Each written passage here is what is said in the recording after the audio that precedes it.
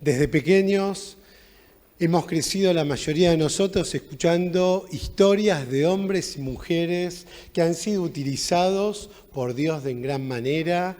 Y traigo a la memoria en esta mañana a David. Siendo joven, fue un claro ejemplo de valentía y de confianza en Dios. Sansón, dotado de una fuerza sobrenatural concedida por Dios.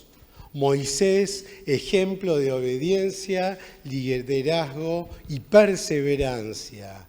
Esther, una mujer de gran coraje, sacrificio y compromiso con su pueblo. Pero también la Biblia hace referencia a otros hombres, otras mujeres que han sido fieles en sus vidas, que Dios los ha utilizado en gran manera.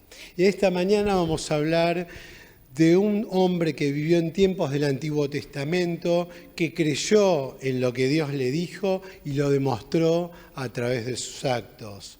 Seguramente pocas veces hayas oído de él, porque no se le ha dado tanta trascendencia, no se le ha dado en la Biblia capítulos enteros como han sido con otros hombres de Dios, sino que hay solo 2 versículos que nos hablan de él, de su fe, de su entrega, y también nos habla mucho de Dios, de cómo es Dios, de su carácter, de su forma y de cómo Dios actúa cuando un corazón está dispuesto a Él.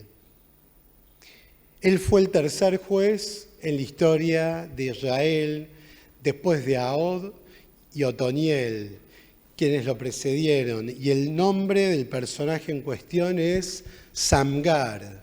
Y vos quizás digas, ¿Samgar? ¿Quién es? Nunca lo oí, nunca lo sentí. ¿Dónde está? ¿En qué página? ¿En qué capítulo? Vamos al libro de Jueces, capítulo 3, versículo 31. En la versión NBI dice así: el sucesor de Ahod fue Samgar, hijo de Anat, quien derrotó a 600 filisteos con una vara para arrear bueyes. También él liberó a Israel. O sea que Samgar, él solo, una sola persona, fíjate lo que hizo, derrotó a 600 hombres filisteos, a todo un ejército, y lo hizo con una sola vara para arrear ganado. Como vamos a ver en esta historia, se necesitó de una sola persona utilizada por el poder del Espíritu de Dios para cambiar la historia de su familia y de toda una nación. Pero para entender un poquito mejor el contexto de lo que estaba sucediendo en el pueblo de Israel en esos tiempos, vamos a leer Jueces capítulo 5, versículo 6. Y dice así la palabra: en los días de Samgar, hijo de Anat, en los días de Jael, los viajeros abandonaron los caminos y se fueron por sendas escabrosas. Acá relata la palabra que el pueblo estaba atormentado, que el pueblo estaba oprimido. Por eso aquellos que transitaban los caminos, que se desplazaban de una ciudad a otra, de una aldea a otra, evitaban los caminos trazados por los hombres, iban por sendas que en muchos casos no eran derechas, sino torcidas, como describe, escabrosas. ¿Esto qué significa? Que no había seguridad, el pueblo vivía en miedo constante.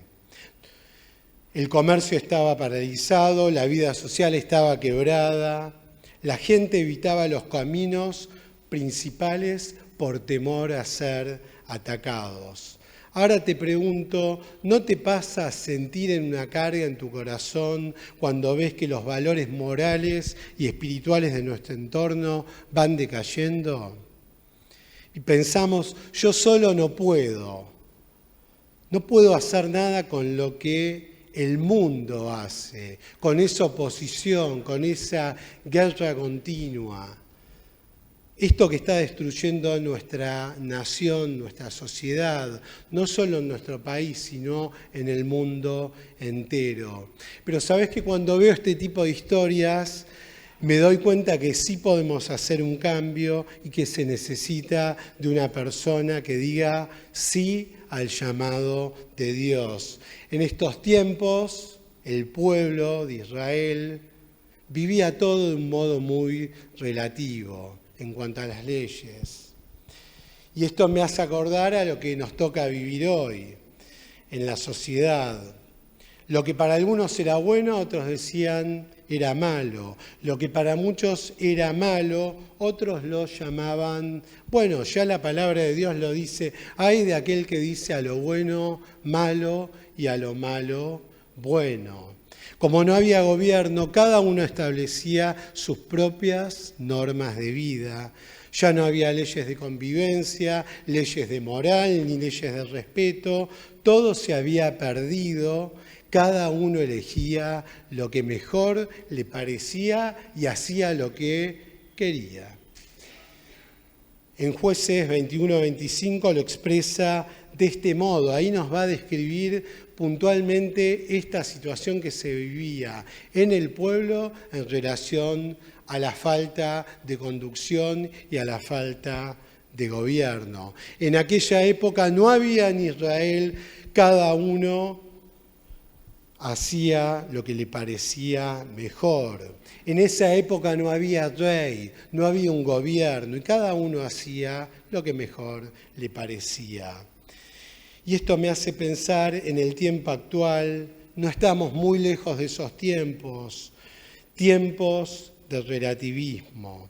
Vos considerás cierta cuestión como inmoral y te das vuelta y a tu lado tenés una persona que quizás no lo considere de ese modo. Vos considerás algo malo y tu vecino quizás dice, no está tan mal. Y uno de los mayores riesgos que enfrenta hoy la Iglesia es este mismo factor de relativismo. ¿Por qué? Porque tenemos un camino trazado en la palabra de Dios, tenemos sendas marcadas, tenemos mandamientos que nos enseñan cómo debemos vivir y el mundo se mete en la Iglesia, el mundo se mete en nuestras vidas, se mete en nuestros hogares, se introduce sutilmente y genera un cuadro de relatividad y podemos pasar cuestiones por alto cuando son altamente peligrosas para nuestras vidas. ¿Y qué sucede cuando no hay ley? ¿O qué sucede cuando la ley no se respeta? Todo se convierte en un conflicto, en confusión, se alteran las normas de convivencia. En ese periodo el pueblo de Israel era invadido por los filisteos, quienes ejercían una gran presión y dominio sobre ellos. Los filisteos, ¿sabes qué hacían? Atacaban, saqueaban a los israelitas, violentaban a sus mujeres y robaban sus símbolos más sagrados. Era un pueblo extremadamente malvado y sangriento, así lo describe la palabra de Dios. Pero para poder dimensionar el impacto que representaba la opresión que ellos tenían sobre el pueblo de Israel, fíjate lo que pasó en Éxodo capítulo 13, versículos 17 y 18. Esto sucedió cuando el pueblo de Israel salió de Egipto hacia la tierra prometida. Y dice así la palabra: cuando Faraón dejó salir a los israelitas, Dios no los llevó por el camino que atraviesa la tierra de los filisteos, que era más corto. Fíjate vos lo que pasó. El pueblo saliendo de la cautividad de Egipto hacia la tierra prometida. Y Dios no los llevó por el camino más corto, sino que los llevó por otro trazado de camino. No los hizo atravesar la tierra de los filisteos, pues pensó, si se les presentara batalla, podrían cambiar de idea y regresar a Egipto, volver atrás. Por eso les hizo dar un rodeo por el camino del desierto en dirección al Mar Rojo. El pueblo filisteo, símbolo de ocupación de las tierras ajenas, símbolo de oposición, símbolo de presión y símbolo de amenaza continua. Esto que nos representa, porque parece parte de la historia, pero nosotros debemos tomar esta misma historia para nuestras vidas, introducirla, internalizarla y decir, Señor, ¿qué me querés enseñar? ¿Qué propósito tuviste al hacer caminar al pueblo de Israel por un camino más lejano, dar todo un rodeo, como describe la palabra, y haber evitado el camino más corto? Los filisteos, este pueblo malvado, este pueblo que genera oposición continua, representa nuestra lucha como hijos de Dios contra aquello que más amenaza nuestra vida de relación con Dios. Porque nuestro viejo hombre está siempre presente, acechando nuestra vida espiritual y de forma continua y con gran intensidad.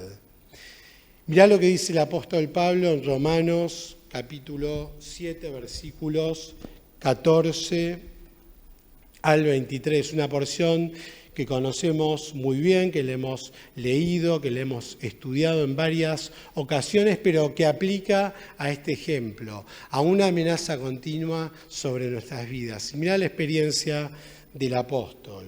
Romanos capítulo 7, versículos 14 al 23. Porque sabemos que la ley es espiritual, mas yo soy carnal, vendido al pecado. Porque lo que hago no lo entiendo, pues no hago lo que quiero, sino lo que aborrezco, eso hago. Y si lo que no quiero, eso hago, apruebo que la ley es buena. De manera que ya no soy yo quien hace aquello, sino el pecado que mora en mí. Aquel apóstol tenía una conciencia real de lo que el pecado generaba en su vida. Más adelante en el versículo 18 dice, yo sé que en mí, esto es en mi carne, no mora el bien, porque el querer el bien está en mí, pero el no el hacerlo. Porque no hago el bien que quiero, sino el mal que no quiero, eso hago. Y si hago lo que no quiero, ya no lo hago yo, sino el pecado que mora en mí. Así que queriendo yo hacer el bien, hallo esta ley que el mal está en mí. Así que queriendo yo hacer el bien, hallo esta ley que el pecado, que el mal, que la indiferencia está formando parte de mis miembros. Porque según el hombre interior me deleito en la ley de Dios, pero veo otra ley en mis miembros que se revela contra la ley de mi mente y me lleva cautivo a la ley del pecado que está en mis miembros. Esto que vivía el apóstol es la misma realidad que enfrentamos hoy. Si bien eran tiempos antiguos, el pecado siempre estuvo presente, la tentación, la carnalidad, la humanidad del hombre. Entonces acá el apóstol nos habla de una batalla interna que él tenía que enfrentar y que hoy nosotros, queridos hermanos, debemos enfrentar. Debemos oponernos al pecado, debemos oponernos a la indiferencia, debemos oponernos a la entrada del mundo en nuestras familias y en nuestra iglesia. En Efesios capítulo 6, haciendo referencia a la armadura de Dios, mirá lo que dice el versículo 12. Porque no tenemos lucha contra sangre y carne, sino contra principados, contra potestades, contra los gobernadores de las tinieblas de este siglo, contra huestes espirituales de maldad en las regiones celestes. Esta batalla que estás librando no es poca cosa. No es solo la lucha del hombre interior como lo describió el apóstol Pablo, sino que es la lucha espiritual, en otra dimensión, en otra atmósfera. El maligno te busca, el maligno te quiere hacer caer. El maligno es muy hábil y conoce cuáles son mis puntos débiles y conoce cuál es el punto débil de cada uno de nosotros, de una sociedad, de una familia. Por eso debemos estar muy atentos y vivir a conciencia espiritual, sabiendo que nuestras vidas están en manos de Dios y que no podemos dejar nuestras vidas, ni nuestras familias, ni nada en manos del enemigo, de los filisteos, del pecado que está afuera. A lo largo de nuestros días vemos el obrar en nuestras vidas del mismo modo que lo vivió el pueblo de Israel. Tantas veces Dios nos lleva por caminos que nos parecen improbables. Tantas veces transitamos cuestiones que desde nuestro razonamiento no entendemos, pero a través de la fe sí logramos aceptar y vivir. ¿Y por qué nuestro Dios hace esto? Para cuidarnos, para protegernos. Aunque vos no lo entiendas, aunque no lo comprendas, Dios sabe lo que hace. Él conoce tu situación. Él conoce lo más íntimo de nuestras vidas y Él nos quiere llevar a un buen puerto, a un buen destino. Pero volviendo a la historia, vemos que este personaje, este tercer juez, Samgar, un hombre simple, dedicado a su labor diaria, él trabajaba, sabés que en el campo.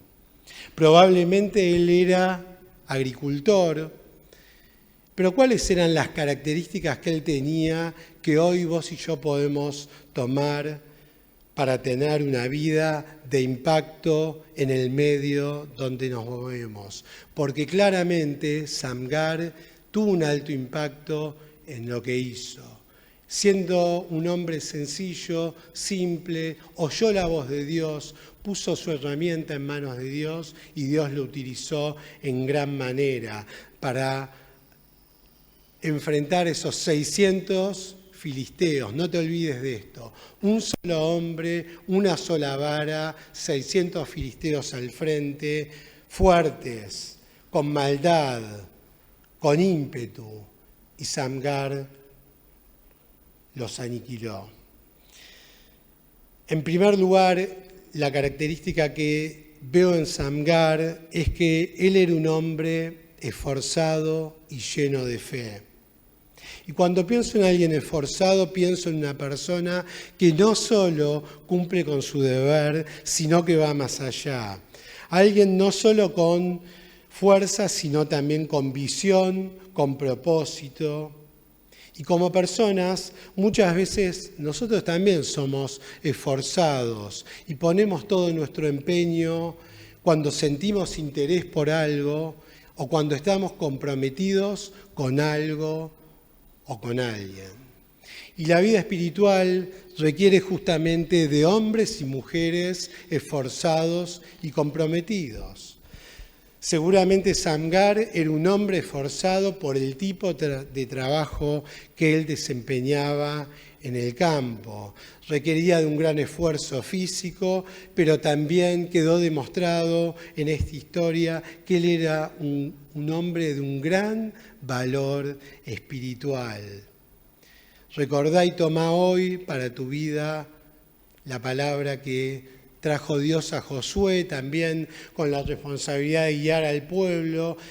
Josué 1:9 dice: mira que te mando que te esfuerces, que seas esforzado y que seas valiente.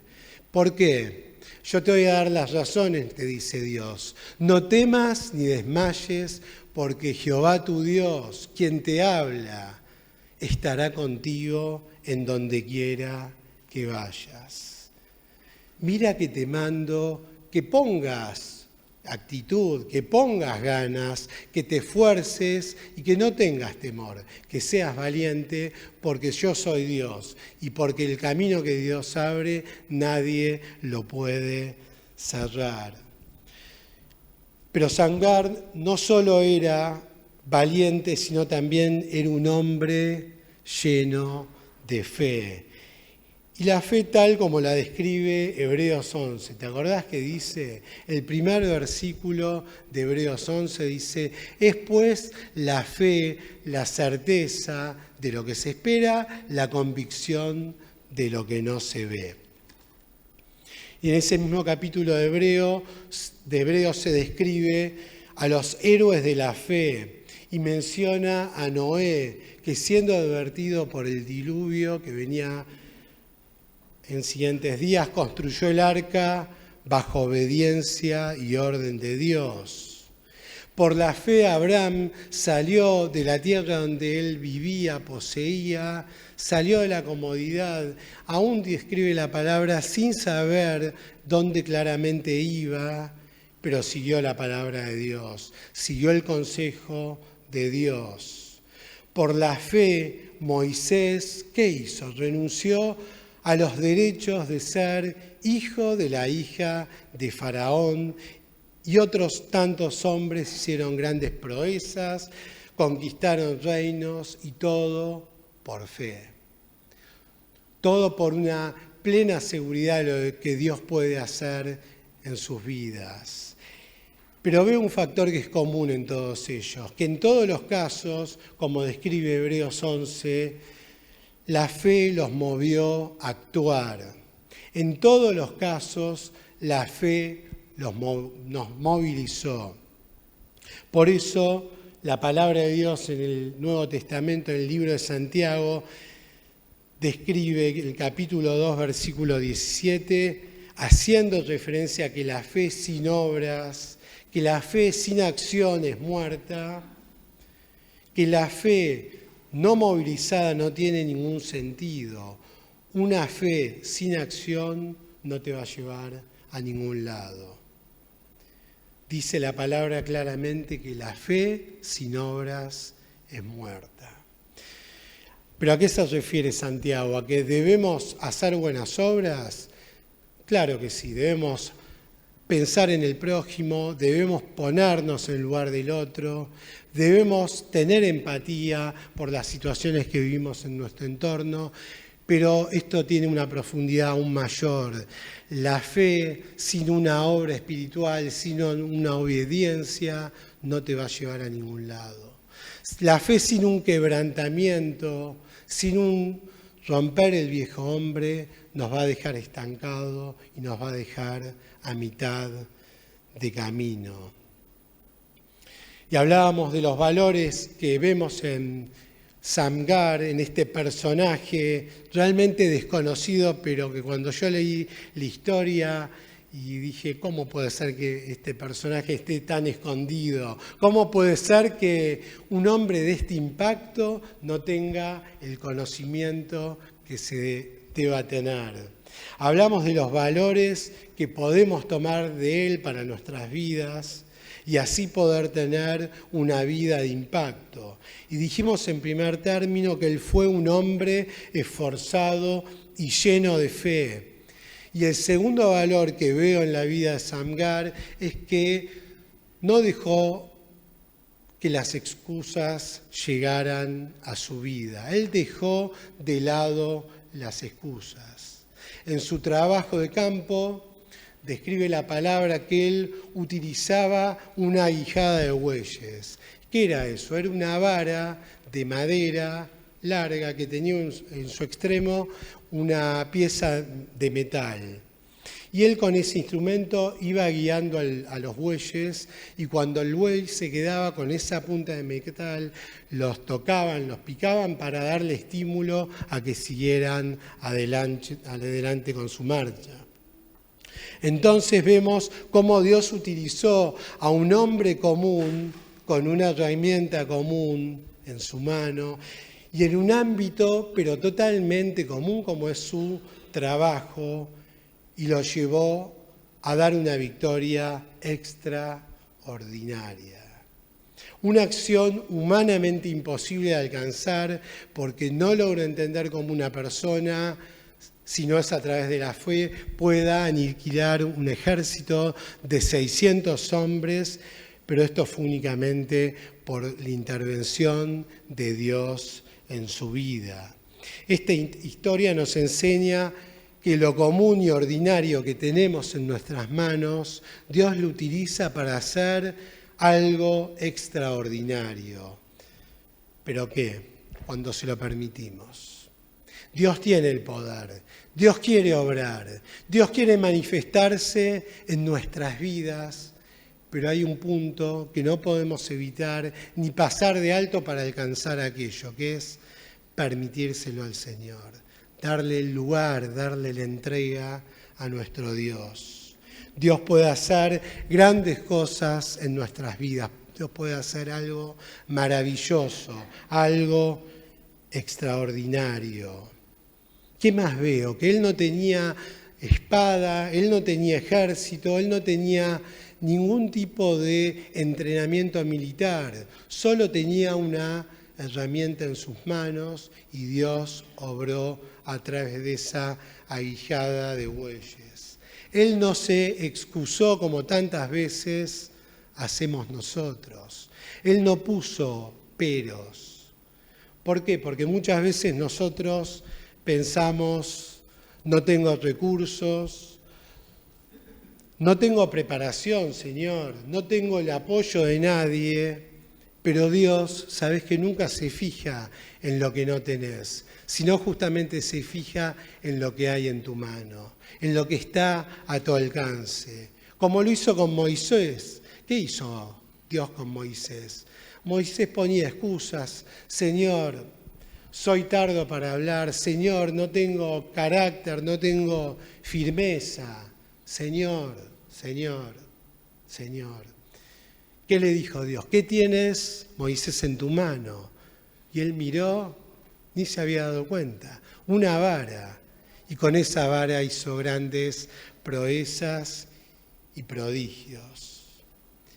¿Sabés que vos hoy podés ser un zangar en el lugar donde estás? En tu familia, en tu trabajo, en todo lugar donde te movés.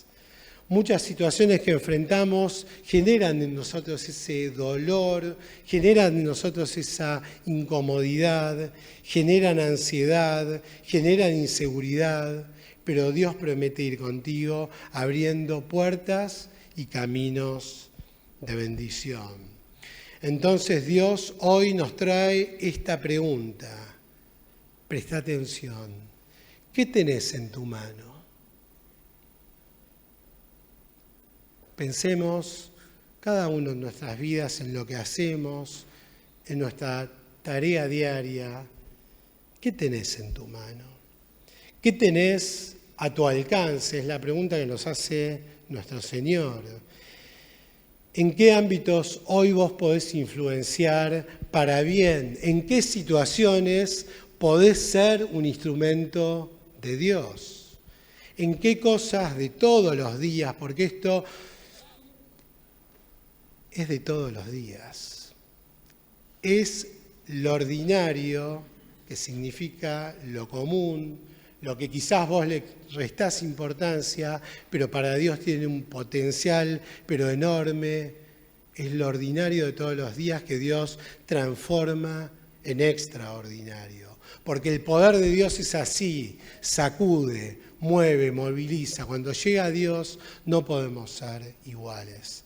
Cuando Dios llega a nuestras vidas no podemos dar un paso al costado, no podemos frenarnos, sino que nuestra vida debe ir paso a paso, de gloria en gloria, para gloria de nuestro Dios. Mirá lo que dice el apóstol Pablo en su carta segunda a Timoteo, capítulo 1, versículo 7. Porque no nos ha dado Dios espíritu de cobardía, sino de poder, de amor y de dominio propio. Estamos hablando de ser hombres y mujeres útiles en Dios. Y Dios requiere hombres y mujeres de valor. Entonces acá la palabra claramente nos deja por sentado, y vos hoy lo podés vivir, que Dios no nos ha dado un espíritu de cobardía, ni de vergüenza, ni de temor, ni de miedo, sino un espíritu de poder, de amor y de dominio propio.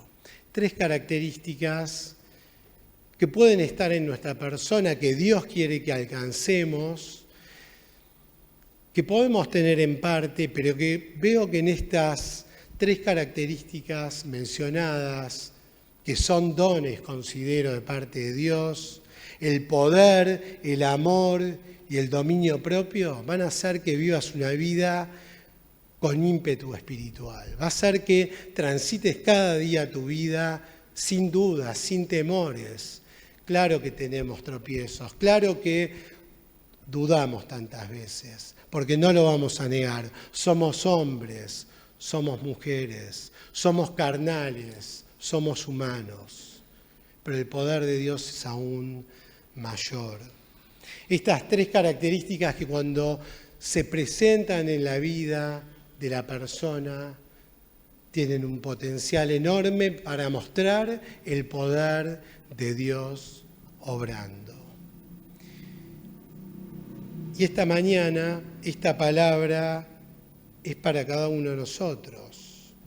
Si sos hijo de Dios, si tomaste esta decisión personal de haber aceptado a Jesús como Señor de tu vida, haberle entregado ese temor, esa vergüenza, esa indiferencia o aún esa cobardía, tenés que tener esta seguridad, que Dios todo eso lo ha cancelado y Dios te ha dado espíritu de poder, de amor y de dominio propio. Y si te lo dio Dios, nadie te lo puede quitar. Es Dios obrando en tu vida. Es Dios obrando no solo en tu vida, sino en tu entorno, en donde te moves, en lo cotidiano. Shamgar, un héroe que para mí era prácticamente desconocido. ¿Sabes qué? Podemos ser héroes en el anonimato, pero delante de la presencia de Dios vamos a ser héroes, si así lo vivimos, que vamos a traer un alto impacto en lo que hacemos. Te invito a cerrar tus ojos, te invito a meditar, a pensar en esta mañana, en esta historia que es maravillosa, que es impactante, que sacude nuestra fibra más íntima, y tomar este ejemplo de un hombre común haciendo lo imposiblemente humano por el obrar de Dios. Te agradecemos, Señor, porque tu palabra es viva, porque tu palabra es eficaz, porque ella es cortante como espada de 2 filos y penetra hasta quebrar el espíritu, las coyunturas, los huesos y discierne aún lo desconocido de nuestro corazón, las intenciones más profundas. Pedimos, Señor, en esta mañana que el poder de tu Espíritu descienda sobre nuestras vidas, que tú nos unjas de lo alto, que podamos vivir la vida como tú quieres que la vivamos, con conciencia espiritual, con amor, con entereza, con fortaleza, con vocación, y que podamos, Señor, mostrar lo que tú puedes hacer en la vida de las personas, Señor. Llévanos en este día a un lugar más alto, llévanos en estos días que vamos a transitar por senderos de bendición, que podamos desoír el pecado, la maldad, la indiferencia, y que podamos poner nuestras vidas, Señor, a tus pies. Gracias por habernos elegido, gracias por ser inmerecedores, pero tú te fijaste en nosotros. Gracias por habernos dado la libertad cuando nadie nos la podía dar. Te agradecemos, Señor, en tu santo nombre.